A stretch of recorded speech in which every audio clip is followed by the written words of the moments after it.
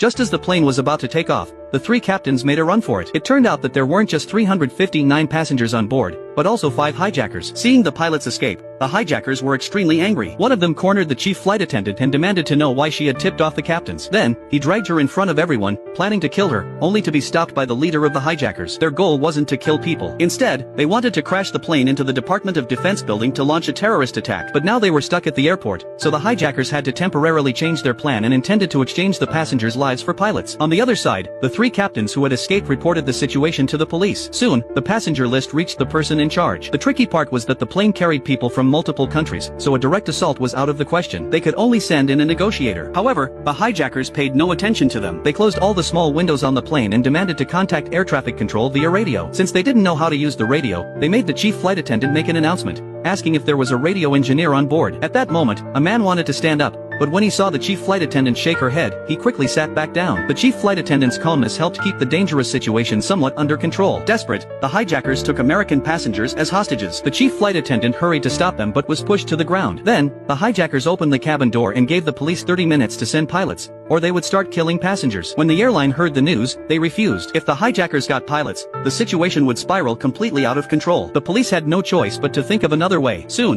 the time was up. Seeing that no pilots had arrived, the hijacker immediately shot and killed a passenger. The chief flight attendant, looking at the body on the ground, was so scared that she slumped to the ground. She walked into the restroom in a daze, washed the blood off her face, and gradually calmed down. She had to shoulder the responsibility of the chief flight attendant and protect everyone. Soon, the negotiator returned. He told the hijackers that there was a communications expert on board who could help them use the radio to talk directly to the police chief. The expert was immediately taken to the cockpit and successfully contacted the outside world. But the language barrier made the hijackers very irritable, and they could only shout loudly in broken English. Several hours passed, and the hijackers still couldn't wait for the pilots. With their patience exhausted, they planned to start killing passengers to force the police to compromise, and their first target was Americans.